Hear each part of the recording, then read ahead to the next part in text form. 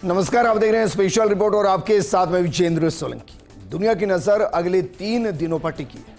क्या इन 72 घंटों में युद्ध खत्म हो जाएगा? ये फिर शर्तों पर सहमति नहीं बनी तो सर्वनाश आएगा। क्योंकि एक तरफ ट्रंप बोल रहे हैं कि बातचीत के जरिए समाधान तलाशा जा रहा है और दूसरी तरफ अपने सबसे विध्वंसक युद्ध पोतों को अरब सागर में उतारा जा रहा है। साथ ही कमांडो के साथ साथ अमेरिकी आर्मी को ईरान की तरफ पहुंचाने की पूरी कोशिश। क्या ये ईरान पर समझौता बनाने के लिए दबाव बनाने की रणनीति है या फिर ट्रंप ने सच में 5 दिन का स्ट्रेटेजिक ब्रेक लिया था? क्योंकि ट्रंप भी जानते हैं कि ईरान झुकने वाला नहीं और ट्रंप ने जो 15 शर्तें ईरान के सामने रख दी उनको मानने का मतलब होगा ईरान आत्महत्या कर रहा है। इसके दूसरी तरफ ईरान ने जो 6 शर्तें अमेरिका के सामने रख दी, अगर अमेरिका उनको मानता है तो ये सीधे तौर पर अमेरिका का ईरान के सामने आत्मसमर्पण होगा। तो फिर क्या सर्वनाश होगा? चलिए आपको दोनों देशों की शर्तों से सर्वनाश को रोकने की नीति से सर्वनाश तक पहुंचने की संभावना तक सब कुछ समझाते हैं।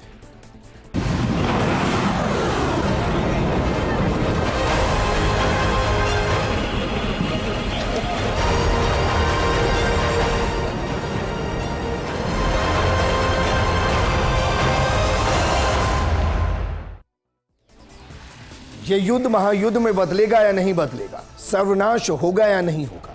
हर जंग का समाधान बातचीत के जरिए होता है और बातचीत में शर्तों को रखा जाता है, उन शर्तों के साथ समझौते होते हैं। तो जरा देखिए इस जंग के दौरान अमेरिका ने कितनी शर्तों को ईरान के सामने रखा है और ईरान ने कितनी शर्तों को अमेरिका के सामने रखा है। अगर बात अमेरिका की करें तो अमेरिका ने जरा देखिए कितनी शर्तों को रखा है। अमेरिका ने 15 शर्तों को ईरान के सामने रखा है, जबकि ईरान ने 6 शर्तों को रखा है। ईरान कह रहा है कि अगर आपको बातचीत के टेबल पर आना है तो फिर आपको बातचीत करने के लिए हमारी 6 शर्तों को मानना पड़ेगा। दूसरी तरफ अमेरिका कह रहा है कि आप हमारी टेबल पर आइए, बातचीत कीजिए और हम जो 15 शर्तें रख रहे हैं उनको मानिए। इन दोनों में अंतर है। अमेरिका कह रहा है कि हम जो शर्तें रख रहे हैं उनको आपको मानना ही पड़ेगा। ईरान ये कह रहा है कि हम जो 6 शर्तें रख रहे हैं उनको अमेरिका को मानना पड़ेगा। कमाल की बात यह है कि ना तो 6 की 6 शर्तों को अमेरिका मान सकता है और ना ही अमेरिका की 15 शर्तों को ईरान मान सकता है। सबसे पहले जरा देखिए ट्रंप के 15 सूत्रीय प्लान की मुख्य बातें क्या क्या है। आखिर वो कौन कौन सी शर्तें हैं जो वो ईरान के ऊपर थोपना चाहते हैं या जिनके जरिए ईरान आत्महत्या खुद कर ले, अपनी लेगेसी को छोड़ दे, अपने अमेरिका के खिलाफ अभियान को छोड़ दे, जो मौतें हो चुके हैं उनको भूल जाए, जो प्रोग्राम वो चला रहा है उनको छोड़ दे, आत्मनिर्भरता की तरफ जो आगे बढ़ रहा है उसे भी भूल जाए। एक एक करके चलिए आपको समझाते हैं कि ये शर्तें क्या हैं। सबसे पहले 1 महीने का तुरंत सीज फायर हो, दोनों तरफ से हमले तुरंत बंद हो ताकि बातचीत हो सके, ये अमेरिका कह रहा है। दूसरा अमेरिका कह रहा है कि परमाणु हथियार कभी नहीं। ईरान लिखित में गारंटी दे कि वो कभी भी परमाणु हथियार नहीं बनाएगा, ये अमेरिका कह रहा है। अमेरिका कह रहा है कि सभी परमाणु क्षमताएं खत्म की जाए और ईरान के मौजूदा परमाणु सुविधाओं को पूरी तरह से नष्ट या डिसेबल करना होगा। बातचीत तभी होगी, युद्ध तभी रुकेगा।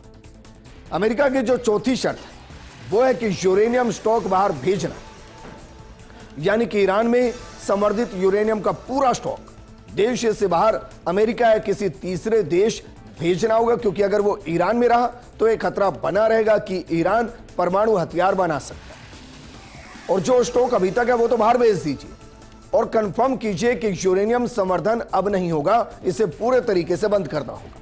ईरानी धरती पर किसी भी स्तर का यूरेनियम संवर्धन पूरी तरह से बंद करना होगा। यह अमेरिका की 5वीं शर्त ईरान के सामने है। अमेरिका की 6ठी शर्त क्या है? फ्यूल सुविधा ईरान के बाहर। अगर सिविलियन न्यूक्लियर प्रोग्राम चलाना हो तो फ्यूल बनाने की सुविधा को ईरान के बाहर रहना होगा और यूएन की निगरानी में करना होगा। यह अमेरिका की 6ठी शर्त है। 7वीं शर्त क्या है? बैलिस्टिक मिसाइल कार्यक्रम को खत्म करना होगा। ईरान के बैलिस्टिक मिसाइलों और संबंधित मिलिट्री इंफ्रास्ट्रक्चर को नष्ट करना होगा, क्योंकि ईरान ने जो 4000 किलोमीटर दूर जाकर मारा है उससे अमेरिका उसकी जद में आ गया। अमेरिका कह रहा है कि इतनी लंबी दूरी की मिसाइल्स आपको नहीं बनानी है, आपको इतनी बनानी है कि अमेरिका ना पहुंच सके। इसके अलावा प्रोक्सी ग्रुप्स को सपोर्ट बंद करना होगा, जिसे हम ट्रिपल एच कहते हैं। यानी कि हिजबुल्ला, हमास और हूती, सभी प्रॉक्सी गुटों को हथियार और फंडिंग देना बंद करना होगा। क्या ईरान इसके लिए तैयार होगा? क्योंकि इन्हीं के जरिए ईरान अपने दबदबे और अपने मंसूबों को पूरा करता है। 9वीं शर्त क्या है? इजराइल पर हमले बंद करने होंगे। हिजबुल्ला समेत सभी गुटों को इजराइल पर हमले रोकने की गारंटी होगी। अमेरिका कह रहा है कि इन तीनों एच को, यानी कि हिजबुल्ला, हमास और हूती को खत्म कर दीजिए, इनको फंडिंग मत कीजिए, इनको हथियार मत दीजिए, और अगर ये इजराइल पर अटैक करते हैं तो फिर ईरान उसकी न सिर्फ मजम्मत करेगा बल्कि जहां से अटैक हुआ वहां एक्शन लेगा। 10वीं शर्त अमेरिका ने ईरान के सामने क्या रखी है? हॉर्मुज स्ट्रेट फिर से खोलना, गैर दुश्मन जहाजों के लिए स्ट्रेट पूरी तरह से खुला रहे, सुरक्षित रहे और ईरान ट्रांजिट फीस ले सकता है। 11वीं शर्त क्या है? अमेरिका और इजरायली जहाजों की सुरक्षा। हॉर्मुज में अमेरिका और इजरायली जहाजों को सुरक्षा की गारंटी दे, सुरक्षित गुजरने की गारंटी दे। अमेरिका कह रहा है, आप सोचिए, अमेरिका अपने जहाजों की भी सुरक्षा ईरान के इलाकों में नहीं कर पा रहा है। अमेरिका ने बाकायदा अपना एक युद्धपोत भेजा था, ईरान ने उसको अटैक किया, उसके बाद वो ग्रीस पहुंचे और कहा जा रहा है कि अब अमेरिका वापस मेंटेनेंस के लिए जा रहा है। खबर यह भी कि 2 युद्धपोत अमेरिका के अरेबियन सी की तरफ बढ़ भी रहे हैं, लेकिन अमेरिका ईरान को कह रहा है कि वहां की सुरक्षा की गारंटी ईरान दे, क्योंकि नेटो कंट्रीज ने गारंटी देने और सुरक्षा के लिए अपने लॉजिस्टिक प्रोवाइड करने से इनकार कर दिया। 12वीं शर्त क्या है जो ट्रंप रख रहे हैं ईरान के सामने? प्रतिबंधों में आंशिक राहत, कुछ आर्थिक प्रतिबंध हटाए जा सकते हैं, लेकिन राहत का पैसा सिर्फ मानवीय कामों, दवाइयों और खाद्य सामग्री के लिए इस्तेमाल हो। इसके अलावा यूएन की निगरानी, यानी कि पूरे समझौते की निगरानी संयुक्त राष्ट्र या अंतर्राष्ट्रीय एजेंसियां करेंगी। हालांकि अमेरिका खुद ही यूएन की बात नहीं सुनता है, लेकिन वो कह रहा है कि ईरान सुने, अगर यह समझौता होगा तो यूएन की निगरानी में होगा। 14वीं शर्त क्या रख रहा है? आर्थिक सहयोग की संभावना। अगर शर्तें पूरी हो तो ईरान की अर्थव्यवस्था को फिर से पटरी पर लाने के लिए कुछ आर्थिक सहयोग दिया जा सकता है। यह अमेरिका एक तरीके का लालच है। और 15वां बिंदु क्या है? वो कह रहा है कि स्थायी शांति और सत्यापन, लंबे समय तक कोई उल्लंघन ना हो, इसके लिए सख्त सत्यापन तंत्र बनाया जाए। ऐसा ना हो कि आज समझौता हो, ईरान 1 साल के बाद इजराइल पर अटैक कर दे या फिर उन नेवल बेस और बेस पर अटैक कर दे जो खाड़ी गल्फ कंट्रीज के बाकी कंट्रीज के अंदर अमेरिका के है। ये अमेरिका कह रहा है। अब सोचिए, क्या वाकई में जिस न्यूक्लियर प्रोग्राम के लिए ईरान ने अपने सुप्रीम लीडर खमेनेई को खो दिया, दर्जन भर से ज्यादा अपने लीडर्स को खो चुका है, जिसके लिए वो 1979 से सपना देख रहा है, क्या उस न्यूक्लियर प्रोग्राम को वो रोकेगा? और क्या जो नुकसान ईरान को हुआ है, क्या उसकी भरपाई के बिना वो अमेरिका के साथ समझौता करेगा? क्या वाकई में करेगा? अमेरिका की शर्तों का साफ साफ मतलब क्या है, जरा ये भी समझिए। हम इसको इस भाषा में समझाते हैं जहां आप समझ सकें। ईरान को अपनी मौजूदा परमाणु क्षमताओं को खत्म करना होगा, इस पर कोई किंतु परंतु अमेरिका नहीं चाहता। ईरान को यह वादा करना होगा कि वो कभी भी परमाणु हथियार बनाने की कोशिश नहीं करेगा। ईरान की धरती पर यूरेनियम संवर्धन का काम नहीं होगा। ईरान को अपने पास मौजूदा लगभग 450 किलोग्राम 60% तक संवर्धित यूरेनियम के भंडार को भविष्य में तय की जाने वाली एक समय सीमा के अंदर अंतर्राष्ट्रीय परमाणु ऊर्जा एजेंसी यानी कि IAEA को सौंपना होगा। इसके अलावा जो नतांज है, इस्फान है, जो फोर्डो है, वहां जो परमाणु सुविधाएं हैं उनको पूरे तरीके से खत्म करना होगा। संयुक्त राष्ट्र की परमाणु निगरानी संस्था IAEA को ईरान के अंदर पूरी पहुंच होगी, पारदर्शिता और निगरानी का अधिकार दिया जाएगा। अभी ईरान अलाउ नहीं कर रहा था। ईरान को अपनी क्षेत्रीय प्रॉक्सी रणनीति को पूरे तरीके से छोड़ना होगा और ईरान को अपने क्षेत्रीय प्रॉक्सी गुटों को मिलने वाली फंडिंग, निर्देश और हथियारों की आपूर्ति को रोकना होगा। हॉर्मुज स्ट्रेट खुला रहना चाहिए और एक स्वतंत्र समुद्री गलियारे के रूप में काम करना चाहिए। ईरान के मिसाइल कार्यक्रम को उसकी मारक क्षमता और संख्या दोनों ही मामलों में सीमित करना होगा और इसके लिए विशिष्ट सीमाएं बाद के चरण में तय की जाएगी। भविष्य में मिसाइल का कोई भी इस्तेमाल सिर्फ आत्मरक्षा तक ही सीमित होगा। हालांकि ईरान ने इस मामले में आत्मरक्षा के लिए ही किया, पहले इजराइल ने अटैक किया, लेकिन क्या वाकई में ईरान इन शर्तों पर मानेगा? अब इसका एक और पहलू है। पहलू यह है कि ट्रंप जब कुछ शर्तों को रखते हैं तो साथ में लालच भी देते हैं कि हमारी इन शर्तों को मान लीजिए, हम आपको ये दे देंगे। तो इन शर्तों के साथ बदले में ईरान को क्या देने की बात अमेरिका कर रहा है, यह महत्वपूर्ण बिंदु है, क्योंकि ये वो बिंदु हैं जिन पर शायद ईरान सोचे कि भाई 15 में से हम 10 शर्तों को मान लेते हैं, बस ये जो आप कह रहे हैं ये पूरा कीजिए, बाकी की 5 शर्तों पर नेगोशिएट करते हैं, लंबे चरण की बातचीत करते हैं। इसमें ईरान पर अंतर्राष्ट्रीय समुदाय के जरिए लगाए गए सभी प्रतिबंध पूरी तरह से हटा दिए जाएंगे, ये अमेरिका कह रहा है। और वाकई में अगर ये हुआ तो ईरान की अर्थव्यवस्था वापस ऊपर की तरफ जाएगी और इसके अलावा महंगाई नीचे की तरफ आएगी। यूएस ईरान को उसके नागरिक परमाणु कार्यक्रम को आगे बढ़ाने में मदद करेगा, जिसमें बुशर परमाणु प्लांट में बिजली बनाना भी शामिल है। इसके अलावा तथाकथित स्नैपबैक मैकेनिज्म, जिसके तहत अगर ईरान नियमों का पालन नहीं करता है तो उस पर अपने आप पाबंदियां फिर से लगा दी जाएगी, उसे हटा दिया जाएगा। यह लालच ईरान को दिया गया, लेकिन क्या वाकई ईरान मानेगा? एक बार के लिए सोचिए, ईरान यह मान लेता है कि भाई मेरे ऊपर जो प्रतिबंध लगे हैं सबसे पहले आप उनको हटा दीजिए, बाकी मुद्दों पर बाद में बात करेंगे, तब तक के लिए सीज फायर। अगर प्रतिबंध हटे तो ईरान को क्या क्या फायदा होगा, जरा एक बार इसको सोचिए और फिर डिटेल में आपको समझाएंगे। देखिए जरा, सबसे पहला तेल और ऊर्जा निर्यात में भारी बढ़ोतरी होगी, विदेशी मुद्रा भंडार और रियाल की स्थिरता बढ़ जाएगी, विदेशी निवेश और आर्थिक विकास बढ़ेगा, व्यापार और अंतर्राष्ट्रीय एकीकरण होगा, यह फायदा ईरान को होगा। लेकिन क्या ईरान इन 4 फायदों के लिए अपने स्वाभिमान और अपने सपनों को तोड़ सकता है, चकनाचूर कर सकता है? इसको समझने के लिए एक एक बिंदु को समझिए सर। सबसे पहले तेल और ऊर्जा निर्यात में ईरान के अंदर भारी बढ़ोतरी होगी। ईरान दुनिया के सबसे बड़े तेल भंडारों वाला देश है। प्रतिबंधों के कारण उसका तेल निर्यात सीमित रहा है, अक्सर 1 से 1.5 मिलियन बैरल प्रतिदिन तक सीमित रहा।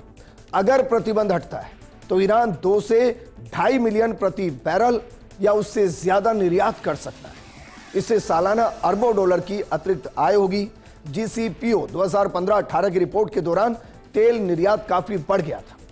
पूर्ण राहत से राजस्व में 30 से 50% या ज्यादा वृद्धि होने की संभावना है, जो ईरान के बजट का बड़ा हिस्सा लगभग 25 से इससे भी ज्यादा 25% से भी ज्यादा है।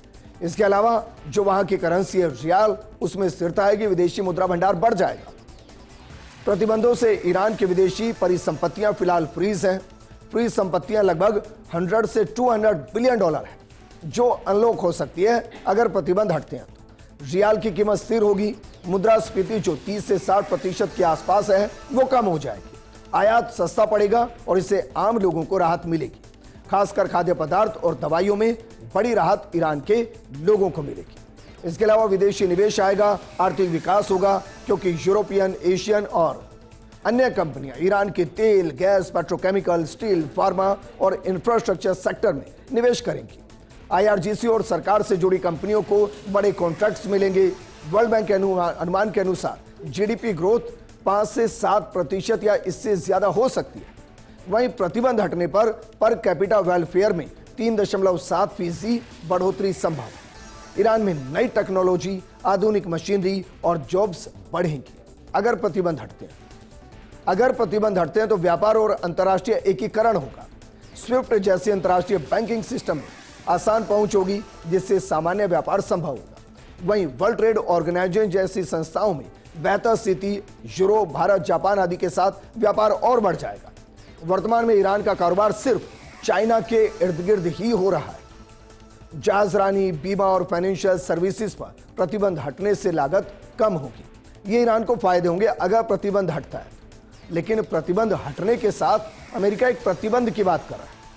वो प्रतिबंध है परमाणु वेपन्स नहीं बनाएंगे, लॉन्ग रेंज मिसाइल नहीं बनाएंगे, यूरेनियम संवर्धन जो उनके पास है उसे देना होगा। भविष्य में यूरेनियम संवर्धन नहीं करेंगे, हिजबुल्लाह हुती हमास को समर्थन नहीं करेंगे। आप सोचिए सर। लेकिन दूसरी तरफ ईरान है जो कह रहा है कि हमारी 6 शर्तें आप मान लीजिए, हम टेबल पर आ जाएंगे बातचीत के लिए, हमें समस्या नहीं। तो अमेरिका से वार्ता के लिए ईरान की शर्तें क्या है? उसमें जो सबसे महत्वपूर्ण शर्त है वो है कि पूर्ण युद्ध विराम हो, कोई सीज फायर नहीं। अमेरिका कहे कि हम इस युद्ध को खत्म कर रहे हैं। अमेरिका और इजराइल इसे शामिल होकर स्वीकार करें। ऐसा नहीं कि अमेरिका कहे कि हम युद्ध खत्म कर रहे हैं और कहने के दौरान ही इजराइल मिसाइल दागते। यह पहली शर्त है। दूसरी शर्त है ईरान के संप्रभु अधिकारों और शांतिपूर्ण परमाणु कार्यक्रम को मान्यता दी जाए, उसके रोका ना जाए। उसको न सिर्फ मान्यता दी जाए, अमेरिका समर्थन करे। तीसरा है यूरेनियम संवर्धन अधिकार बरकरार रखा जाए। चौथा है युद्ध में हुए नुकसान का मुआवजा दिया जाए। पांचवी शर्त है भविष्य में ईरान पर आक्रमण ना हो, अंतर्राष्ट्रीय गारंटी दी जाए। और छठा, हॉर्मुज जलडमरू मध्य पर ईरान की शर्तें लागू की जाए। किसी विदेशी ताकत का हस्तक्षेप बिल्कुल नहीं होगा और क्षेत्रीय प्रॉक्सी और मिसाइल कार्यक्रम पर कोई समझौता नहीं होगा।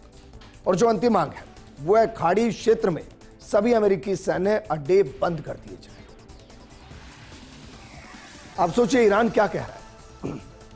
ईरान ये कह रहा है कि हम परमाणु हथियार भी बनाएंगे, हम यूरेनियम संवर्धन भी करेंगे, हम हॉर्मुज पर कंट्रोल भी रखेंगे।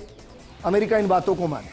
और इसके अलावा जो ईरान के आसपास की गल्फ कंट्रीज है, खाड़ी कंट्रीज है, जहां अमेरिका के बेस है, उन बेस का बोरिया बिस्तर बांधकर वापस अमेरिका ले जाइए, हम इस जंग को रोक दें। अब सोचिए जरा, क्या अमेरिका इनको स्वीकार करेगा? ये शर्तें बिल्कुल वैसी हैं जैसी अमेरिका ने ईरान के सामने रखी। दोनों तरफ से शर्तें कुछ ऐसी हैं कि दोनों ही नहीं मान सकते। तो आप सोचिए जरा, दोनों ही नहीं मान सकते तो फिर क्या ये जंग रुकेगी और इन शर्तों से समाधान होने वाला है या सर्वनाश होने वाला है? कुछ बयान आपको सुनाते हैं। अमेरिका और ईरान की तरफ से जो बयान हाल ही में दिए गए हैं वो क्या है, देखिए जरा। अमेरिका क्या कह रहा है, हमारी वार्ता अभी जारी है, यह अमेरिका कह रहा है। ईरान क्या कह रहा है, सीधी बातचीत के दावों से हम इनकार करते हैं, लड़ाई जारी रहेगी। आप सोचिए यही नहीं बन रही, शर्तों को तो भूल जाइए। अभी तक तो दोनों ये भी मानने को तैयार नहीं कि उनकी बातचीत हो रही है। और ये सब होते हुए पहले 48 घंटे डेडलाइन के निकल गए, उसके बाद 48 घंटे 5 दिन के जो एक तरीके से सीज फायर थी उसके निकल गए। अब सिर्फ 72 घंटे बचे, बातचीत शुरू नहीं हुई। अमेरिका अपने युद्धपोतों को ईरान की तरफ लेकर आ रहा है, अपनी नेवल पावर को बढ़ा रहा है, अपने फुट्स को ईरान की धरती पर उतारने की तैयारी कर रहा है। क्या वाकई में ये शर्तें सिर्फ एक तरीके से भ्रम है जो वैश्विक पटल पर इसलिए डाला गया ताकि सच सामने ना आए कि यह जंग कितनी विध्वंसक होने वाली है? क्योंकि ईरान का स्पष्टीकरण जो साथ उसके साथ हम है। सबसे ज्यादा जो डेडलॉक बना हुआ है वो डेडलॉक बना हुआ है हॉर्मुज को लेकर, क्योंकि अगर हॉर्मुज को खोल दिया जाएगा तो मैक्सिमम कंट्रीज तक तेल और गैस पहुंचेगी। फिर उनको इस जंग में कौन हार रहा है कौन जीत रहा है बहुत फर्क नहीं पड़ेगा। और ईरान ये समझ रहा है। ईरान बाकायदा यूएन में तलब हो गया और ईरान ने संयुक्त राष्ट्र में अपने मिशन के जरिए कहा कि ऐसे जहाज जो सुरक्षित रास्ते का इस्तेमाल कर सकते हैं, जो ईरान के खिलाफ किसी तरह की गतिविधि में शामिल नहीं है, उसके नियमों का पालन करते हैं, वो हॉर्मुज से निकल सकते हैं। ईरान ने राहत देने की बात की, लेकिन जमीन पर हालात कुछ और ही है। पहले जहां हर दिन करीब 120 जहाज हॉर्मुज के रास्ते से गुजरते थे, यह संख्या घटकर सिर्फ 4 से 5 जहाज रह गई। यानी समुद्री व्यापार हॉर्मुज के रास्ते लगभग ठप पड़ा है। और दरअसल हॉर्मुज स्ट्रेट दुनिया का एक बड़ा अहम रास्ता है जहां से करीब 20% तेल और गैस की सप्लाई होती है। एक्सपर्ट्स का कहना है कि अगर यह स्थिति ज्यादा समय तक रही तो तेल की कीमत $150 से $200 प्रति बैरल तक पहुंच सकती है। और ये ईरान की रणनीति है, वैश्विक संकट पैदा करके अमेरिका पर प्रेशर क्रिएट करना। लेकिन ये सबसे इतर इजराइल है, वो चिंता में है, क्योंकि ना तो वो जंग को खत्म करना चाहता है, ना वो ट्रंप से खुश है। तो ये इजराइल की चिंताएं क्या है? क्योंकि वो ये भी जानता है कि जिस दिन ईरान के पास परमाणु हथियार होंगे वो सबसे पहले अटैक इजराइल पर करेगा। तो इजराइल की 4 बड़ी चिंताएं क्या है, जरा एक नजर इस पर भी डालते हैं। देखिए जरा, सबसे पहले सीज फायर का ही डर उसको सता रहा है। दूसरा है अधूरा समझौता। तीसरा है ईरान का ऊपरी हाथ, अपर हैंड। और ट्रंप के यू टर्न से अब इजराइल भी परेशान है और वो कह भी चुका है कि वो जो अमेरिका का फैसला है उसके पक्ष में नहीं है। लेकिन समस्या इससे अलग है। समस्या यह है कि आज की तारीख में ईरान में बात की जाए तो किससे की जाए, और जो ट्रंप ये कह रहे हैं कि वो बातचीत करें, वो किससे कर रहे हैं, और जिससे वो बातचीत करें क्या उसके साथ ईरान पूरा खड़ा हो जाएगा, उस समझौते को मान लेगा? क्योंकि एक तरफ सुप्रीम लीडर है, दूसरी तरफ सरकार है, तीसरी तरफ राष्ट्रपति है, चौथी तरफ आरजीएससी है जो कि वहां की रिवोल्यूशनरी कॉर्पस फोर्स है। वो साथ नहीं है और उनमें से कोई नहीं कह रहा कि हमसे बात हो रही है, और ये समस्या है। मोहम्मद खमेनेई, जिन्हें ईरान के नए नेता के रूप में नामित किया गया है, कंफर्म नहीं किया किसी ने, उनके बारे में कहा जा रहा है कि वो उस हमले में बच गए जिसमें उनके पिता और परिवार के कई करीबी सदस्य मारे गए। लेकिन कमाल की बात यह है कि अब तक वो सार्वजनिक रूप से सामने ही नहीं आए। 2 लिखित संदेशों के अलावा उन्हें ना तो देखा गया और ना ही कहीं पर सुना गया। अभी तक ये साफ ही नहीं कि उनकी हालत कैसी है, ना ही उनके नेतृत्व करने की क्षमता के बारे में किसी को पता है। ये एक ऐसी व्यवस्था है जो पूरी तरीके से केंद्रीय सत्ता पर अटकी है। ये खामोशी सत्ता के केंद्र को लेकर ही अनिश्चितता पैदा करती है। फिर भी ईरान की कार्रवाइयां किसी भी तरह के पतन का संकेत नहीं देती। कहा यह भी जा रहा है कि मोहम्मद खमेनेई फिलहाल रूस के अंदर सुरक्षित है, हालांकि इसको कोई कंफर्म नहीं कर रहा। अब कंफर्म यह भी नहीं हो रहा कि समझौता नहीं हुआ तो अमेरिका इजराइल क्या करेंगे। अब जरा सोचिए ईरान क्या करेगा। हम आपको संभावित चीजें बता रहे हैं। समझौता नहीं हुआ तो अमेरिका इजराइल क्या करेगा, जो उनके पुराने बयानों पर आधारित है। ईरान पर अपने हमलों को और ज्यादा तेज कर सकता है अमेरिका। ईरान के अब पावर प्लांट्स, तेल सुविधाएं और अन्य बुनियादी ढांचे पर हमले तेज कर सकता है। युद्ध लंबा चलने की स्थिति में अमेरिका परमाणु हथियार का इस्तेमाल भी कर सकता है, जिसका वो जिक्र कर चुका है। वो हॉर्मुज के रास्तों को खोलने के लिए युद्धपोतों का इस्तेमाल कर सकता है। अमेरिका अपने सैनिकों को ईरान में लड़ने के लिए भेज सकता है। ये अमेरिका कर सकता है, इजराइल कर सकता है। ईरान क्या करेगा अगर समझौता नहीं होगा, जिसकी संभावना ना के बराबर है? वो जीरो रिस्ट्रेंट नीति अपनाकर खाड़ी देशों पर अटैक करेगा। यहां अमेरिकी बेस, तेल, गैस, पानी और बिजली सुविधाओं पर हमला करेगा। हॉर्मुज स्ट्रेट को पूरी तरह से बंद कर देगा। वैश्विक तेल आपूर्ति को पूरी तरह से बाधित कर देगा। ईरान अमेरिका पर सीधा अटैक कर सकता है क्योंकि उसके पास लॉन्ग रेंज मिसाइल्स हैं। अगर ऐसा हुआ तो यह अमेरिकी इतिहास में पहली बार होगा जब अमेरिका की जमीन पर कोई जंग लड़ी जाए। यह प्रोग्राम हमने इसलिए किया क्योंकि आपको यह तो सब बता रहे होंगे कि बातचीत चल रही है और बातचीत नहीं चल रही, लेकिन अमेरिका किन शर्तों को रख रहा है, ईरान किन शर्तों को रख रहा है, उन शर्तों को क्या वाकई में माना जा सकता है, उनमें कहां पर अंतर्द्वंद है, और कहीं ऐसा तो नहीं कि ये जो आने वाले 3 दिन है इनमें शर्तों पर बातचीत से ज्यादा सर्वनाश की पटकथा को दोनों ही देश लिख रहे हैं। क्योंकि याद कीजिए प्रधानमंत्री मोदी बार बार क्या कह रहे हैं, वो कह रहे हैं कि हमें तैयार रहना है। उन्होंने ऑल पार्टी मीटिंग बुलाई है। उन्होंने अब राज्यों के मुख्यमंत्रियों से बातचीत करने का फैसला किया। क्या वाकई में ये जंग सर्वनाश की तरफ बढ़ने वाली है? इस प्रोग्राम में फिलहाल इतना ही। आप बने रहिए फर्स्ट इंडिया न्यूज के साथ, क्योंकि खबरों का सिलसिला लगातार जारी है। नमस्कार।